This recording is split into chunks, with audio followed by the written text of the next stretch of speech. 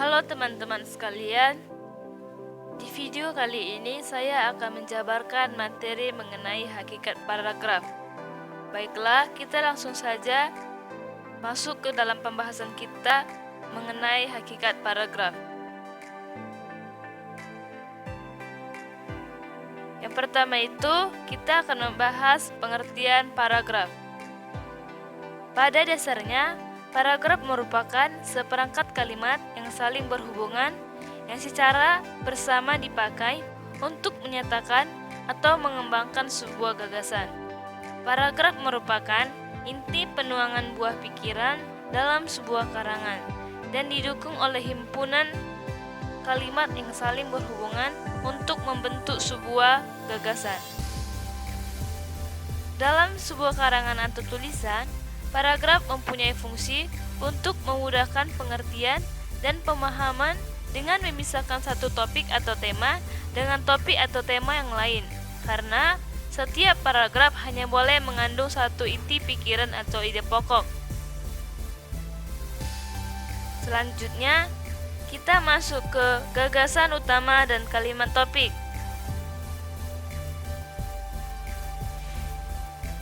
Dalam sebuah paragraf, inti permasalahan terdapat pada topik utama atau pikiran utama. Pikiran utama inilah yang menjadi pokok persoalan atau pokok perbincangan, sehingga sering juga disebut dengan gagasan pokok, gagasan utama atau ide pokok. Fungsi kalimat topik sangat penting, yaitu untuk memberitahukan kepada pembaca mengenai apa yang diperbincangkan dalam sebuah paragraf. Bagi penulis, kalimat topik berfungsi sebagai pengendali atau pengontrol terhadap permasalahan yang akan dibicarakan dalam sebuah paragraf. Dengan kata lain, kalimat topik berfungsi sebagai pemberi arah terhadap semua permasalahan yang dituliskan dalam sebuah paragraf.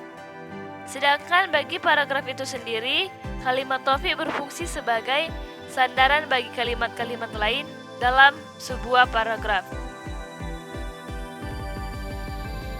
Dalam pembuatan paragraf, gagasan utama yang dituangkan dalam kalimat topik dapat diletakkan pada bagian awal, akhir, awal dan akhir, di tengah, atau dapat pula menyebar ke seluruh bagian paragraf. Berikutnya, secara umum paragraf yang efektif mempunyai ciri-ciri yaitu 1. Mengandung satu gagasan utama yang dijelaskan dengan beberapa pikiran penjelas. 2. Pikiran penjelas harus betul-betul mendukung gagasan utama. Yang ketiga adalah gagasan utama dan penjelas yang dikemas dalam kalimat yang lugas dan efektif. Yang keempat itu adalah kalimat yang satu berkaistrasi dengan kalimat yang lain dalam sebuah paragraf. Selanjutnya kita masuk struktur paragraf. Secara hierarki, hubungan antara kalimat topik dan kalimat-kalimat pengembangnya dapat digambarkan dalam diagram berikut ini, yang terdiri atas kalimat pengembang tak langsung, kalimat pengembang langsung, dan kalimat topik.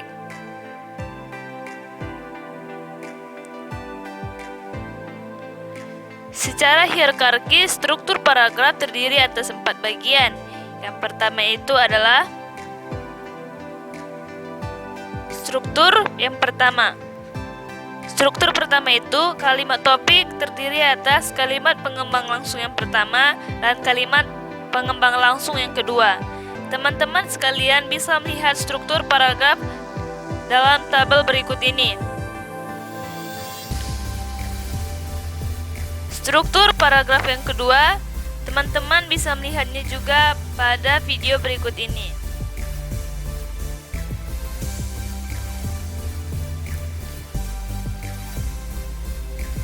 Selanjutnya, inilah struktur paragraf yang ketiga.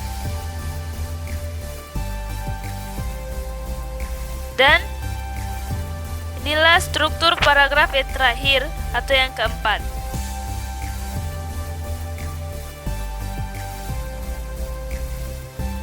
Struktur paragraf yang pertama dan kedua itu diawali dengan kalimat topik, dan dijelaskan dengan kalimat pengembang.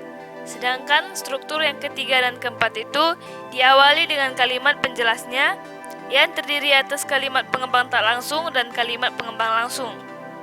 Kemudian baru dapat disimpulkan dalam kalimat topik.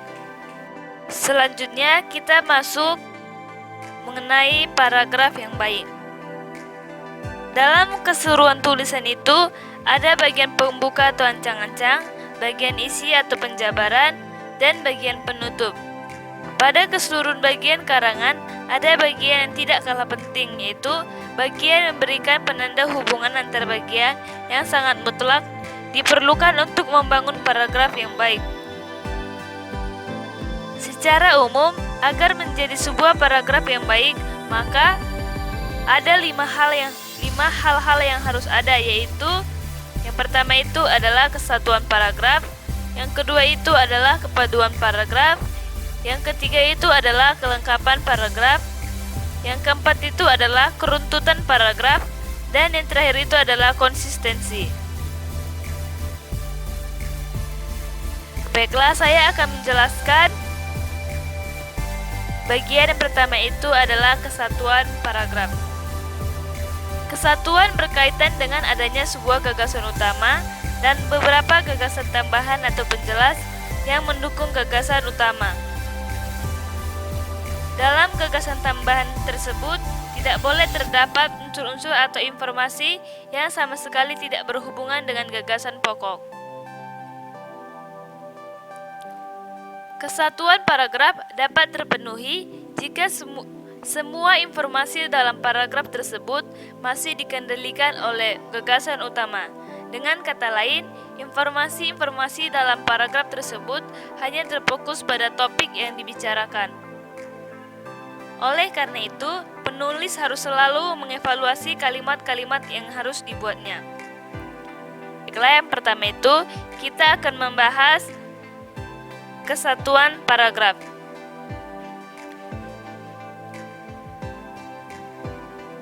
Salah satu hal yang mendasar untuk diperhatikan seorang penulis adalah kesatuan paragraf. Kesatuan berkaitan dengan adanya sebuah gagasan utama dan beberapa gagasan tambahan atau penjelas yang mendukung gagasan utama itu. Dalam gagasan tambahan tersebut tidak boleh terdapat unsur-unsur atau informasi yang sama sekali tidak berhubungan dengan gagasan pokok. Jadi, semua gagasan tambahan dalam paragraf harus membicarakan gagasan utama. Kesatuan paragraf dapat terpenuhi jika semua informasi dalam paragraf itu masih dikendalikan oleh gagasan utama. Dengan kata lain, informasi-informasi dalam paragraf hanya terfokus pada topik yang dibicarakan. Oleh karena itu, penulis harus selalu mengevaluasi kalimat-kalimat yang harus dibuatnya. Jika ada kalimat yang sama sekali tidak berkaitan dengan gagasan utama, kalimat tersebut harus dikeluarkan dari paragraf. Dan jika ternyata dalam sebuah paragraf itu terdapat 2 gagasan utama, maka kedua gagasan utama itu harus dipisah dan dijadikan sebuah paragraf tersendiri. Sebuah paragraf dapat dikatakan memiliki kesatuan jika paragraf tersebut hanya mengandung satu gagasan utama dan kalimat-kalimat dalam paragraf tersebut mengarah pada satu topik atau pokok dan tidak menyimpang dari pokok pembicaraan. Itu adalah kepaduan paragraf. Kepaduan suatu paragraf berkaitan dengan keserasian antar kalimat yang membangun paragraf tersebut. Keserasian hubungan antar kalimat dalam paragraf dapat dibangun dengan menggunakan alat kohesi, baik itu gramatikal maupun leksikal.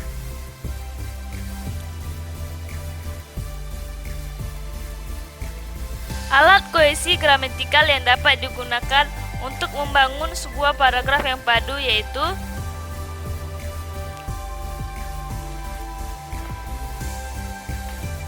yang pertama itu adalah Kata transisi atau ungkapan penghubung antar kalimat.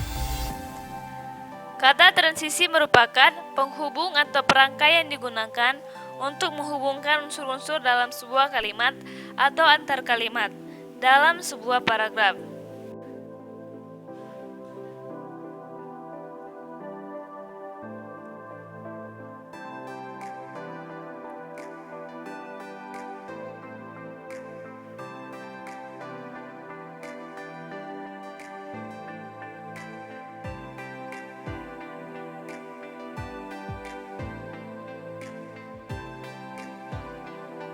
Alat kohesi gramatikal yang dapat digunakan untuk membangun sebuah paragraf yang padu adalah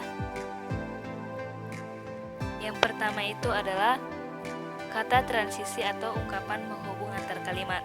Kata transisi merupakan penghubung atau perangkai yang digunakan untuk menghubungkan unsur-unsur dalam sebuah kalimat atau antar kalimat dalam sebuah paragraf. Kata transisi atau ungkapan penghubung antar kalimat berfungsi untuk merangkaikan kalimat yang satu dengan kalimat yang lain sesuai dengan jenis hubungan yang ditunjukkan. Kata transisi yang biasa digunakan dalam sebuah paragraf itu antara lain: satu, hubungan yang menyatakan tambahan kepada sesuatu yang telah disebut sebelumnya. Yang kedua itu adalah hubungan yang menyatakan pertentangan. Ketiga itu adalah hubungan yang menyatakan perbandingan. Yang keempat itu adalah hubungan yang menyatakan akibat atau hasil. Yang kelima itu adalah hubungan yang menyatakan tujuan. Yang keenam itu adalah hubungan yang menyatakan singkatan, contoh atau identifikasi. Dan yang terakhir itu adalah hubungan yang menyatakan waktu.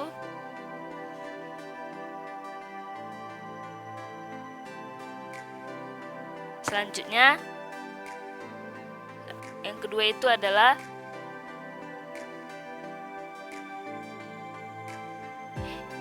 itu adalah referensi. Referensi atau pengacuan merupakan hubungan antara referen dengan lamba yang dipakai untuk mewakilinya. Dengan kata lain, referensi merupakan unsur luar bahasa yang ditunjuk oleh unsur bahasa. Referensi dapat ditinjau dari segi wujud yang menjadi acuannya.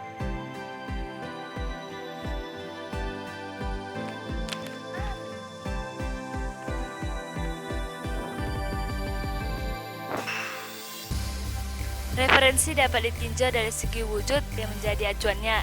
Dalam kaitan ini, referensi dapat dikelompokkan menjadi dua, yaitu referensi eksoforis dan referensi endoforis.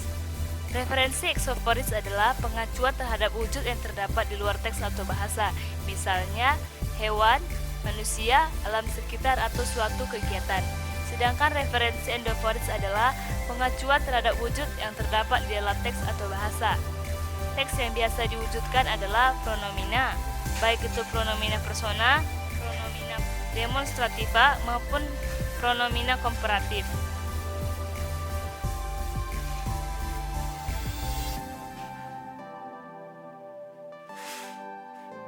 Baiklah, selanjutnya yang ketiga itu adalah substitusi. Substitusi atau penyulihan adalah penggantian konstituen dengan menggunakan kata yang maknanya sama sekali berbeda dengan kata yang diacuannya.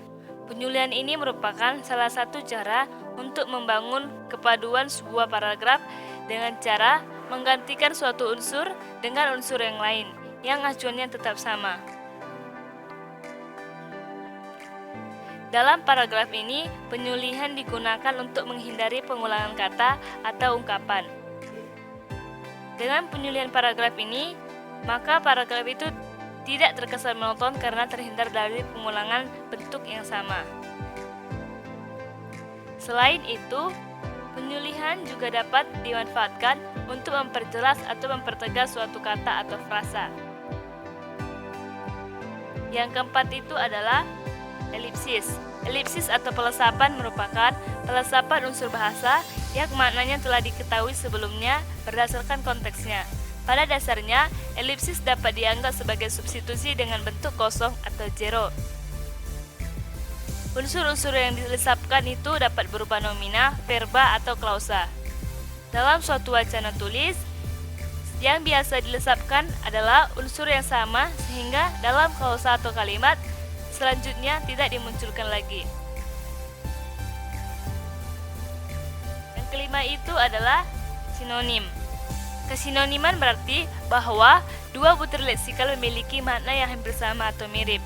Sinonim dapat juga dikatakan sebagai ungkapan, baik itu berupa kata, frasa, maupun kalimat yang maknanya kurang lebih sama dengan makna ungkapan yang lain. Kesinoniman ini dapat menjadi sarana membangun sebuah paragraf yang baik. Dengan memanfaatkan bentuk-bentuk bersinonim, paragraf yang dibuat menjadi lebih variatif dan tidak terkesan monoton. Yang keenam itu adalah antonim. Antonim adalah oposisi makna dalam pasangan leksikal yang dapat dijenjangkan. Secara umum, antonim memiliki ciri-ciri sebagai berikut. Yang pertama itu adalah antonim penuh dengan kejenjangan atau kebanyakan adjektiva dan beberapa verba. Yang kedua itu adalah anggota tingkat pasangan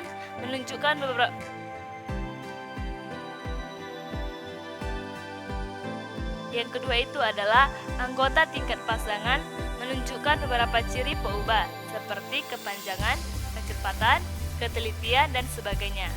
Yang ketiga itu adalah untuk menyatakan agak lebih dan sangat anggota pasangan yang bergerak dalam pertentangan arah, panjang skala, untuk memperlihatkan tingkat ciri peubah yang relevan. Yang ketujuh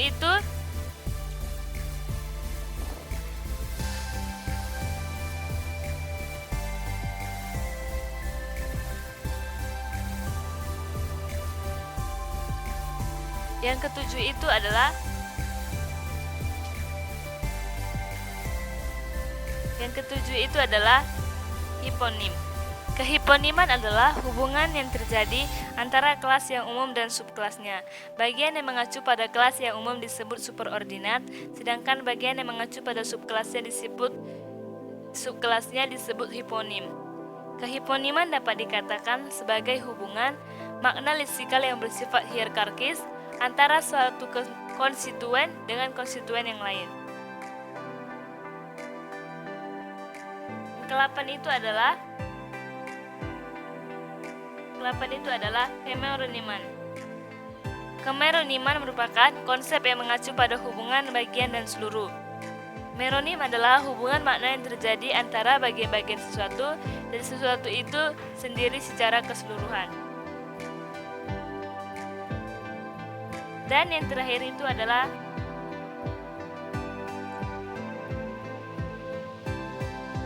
repetisi. Repetisi atau perulangan adalah penyebutan kembali suatu unit leksikal yang sama yang telah disebut sebelumnya. Perulangan dapat berupa perulangan kata, frasa, atau klausa. Dalam perulangan ini, kemungkinan yang diulang adalah nomina atau verba atau kategori kata lainnya. Itulah alat leksikal gramatikal yang biasa digunakan untuk membangun sebuah paragraf yang padu. Selanjutnya, kita akan membahas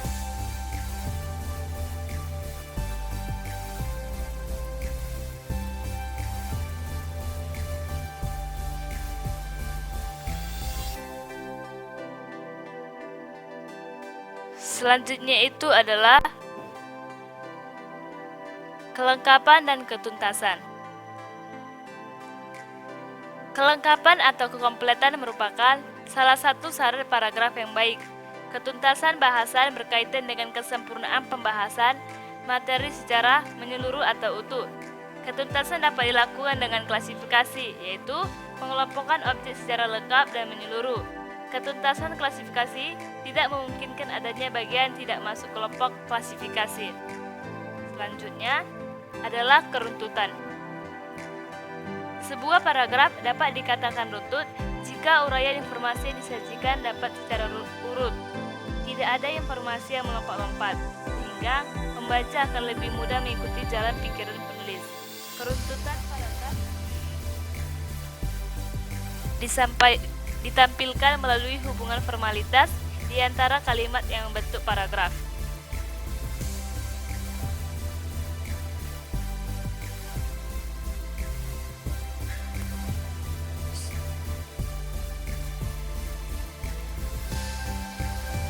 Selanjutnya, yang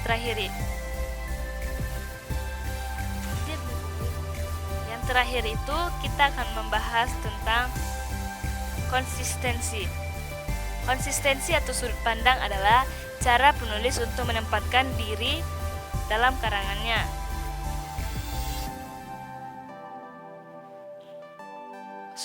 Konsistensi atau sudut pandang adalah cara penulis menempatkan diri dalam karangannya. Dengan kata lain, sudut pandang dapat diartikan sebagai cara penulis atau pengarang untuk menempatkan dirinya terhadap cerita atau karangan.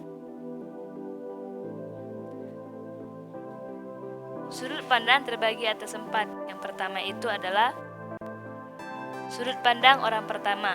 Sudut pandang orang pertama biasanya menggunakan kata ganti aku atau saya. Dengan sudut pandang ini, penulis seakan-akan terlibat dalam cerita dan seolah-olah bertindak sebagai tokoh cerita. Yang kedua itu adalah sudut pandang orang ketiga. Sudut pandang orang ketiga biasanya menggunakan kata ganti orang ketiga, seperti dia atau nama orang yang menjadi tokoh dalam cerita. Sudut pandang yang ketiga itu adalah sudut pandang pengamat. Sudut pandang pengamat merupakan sudut pandang yang menempatkan penulis sebagai pengamat yang serba tahu dan bertindak seolah-olah mengetahui segala tingkah laku dan peristiwa yang dialami oleh tokoh.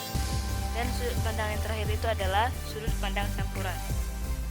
Sudut pandang campuran merupakan kombinasi antara sudut pandang orang pertama dan pengamat.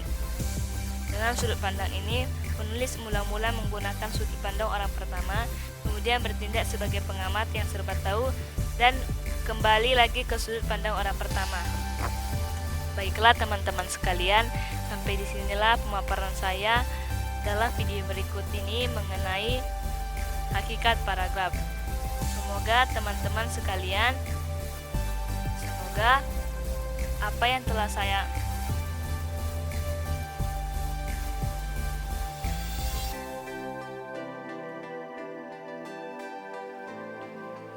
Baiklah teman-teman sekalian, sampai disinilah penjelasan saya dalam video ini mengenai hakikat paragraf.